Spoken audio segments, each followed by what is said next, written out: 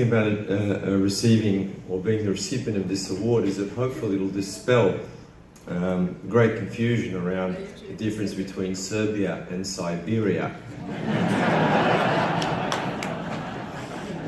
Trust me, it's been the bane of my existence in coming here to the US over the last 2 years. Siberia, Serbia, yeah. So, to ATW. This actually is a really big accolade and a great acknowledgement for us to receive such an award.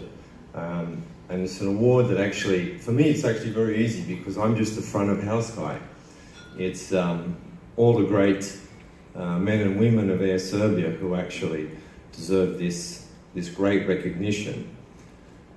And to them, I thank sincerely for their hard work. Our journey actually began 3.5 years ago. Actually began much further.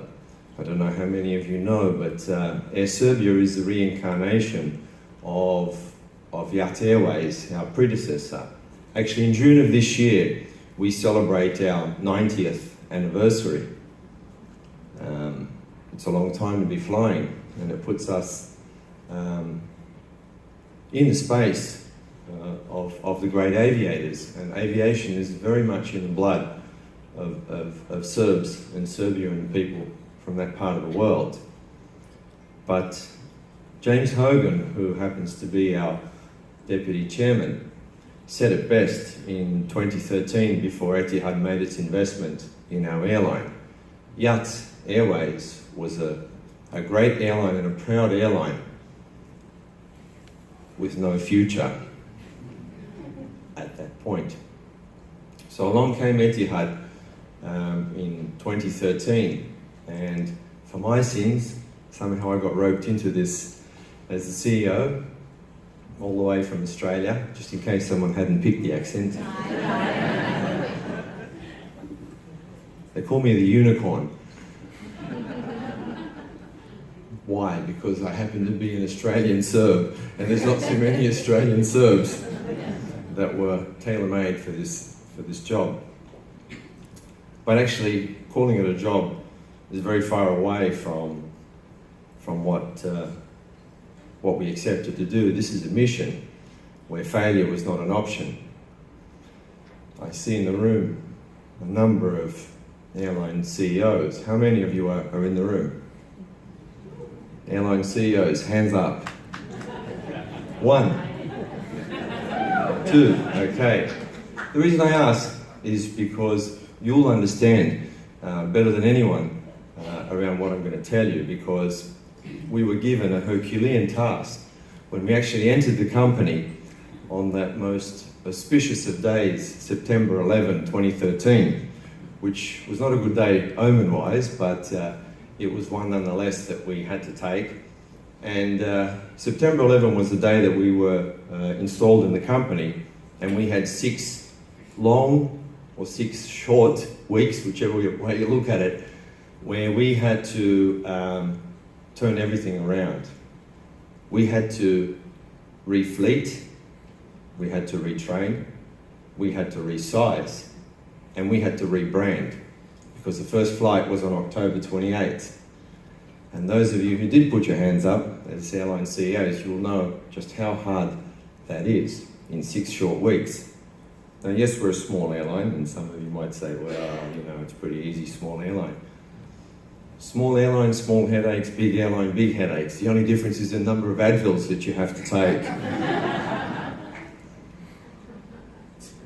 But we managed to do that, and we turned things around in the first year. We went from a 73 million euro loss to an almost 2 million euro profit at the end of 2014. And every year thereafter, we've made successive profits, which again is not easy, no matter what size you are. And all of this, I have to say, was carried on the shoulders of a dedicated group of people, but more importantly, was born out of probably 2 key players in all of this. Our Prime Minister, Mr. Aleksandar Vučić, who had the vision and the will and the courage and the determination that Serbia was to have, or continue to have, a national carrier. And he laid out a very strong vision, and it was part of the reform agenda in Serbia. And in seeing that vision, he needed protagonists, and he found a willing partner in James Hogan, who, as the industrial partner, made that vision come to life.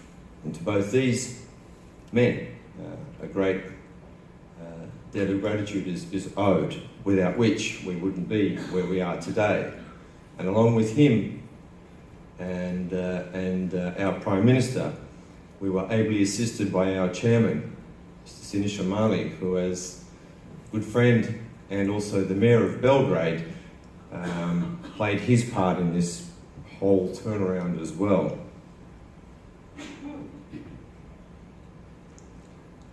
Where to? Tomorrow? Well, this is great. Great recognition. But as we know, the landscape is littered with many airlines who have achieved a lot in the past, but forgot about tomorrow. So tomorrow we get up and we get on with the job, because the job never ends. I just want to say thanks to my posse over here.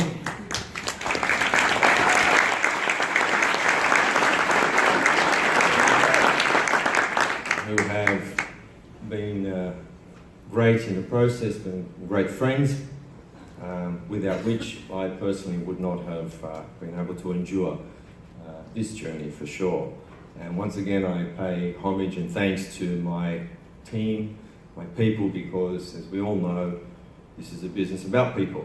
People make the difference, and good people make good outcomes. Thank you all once again to everybody.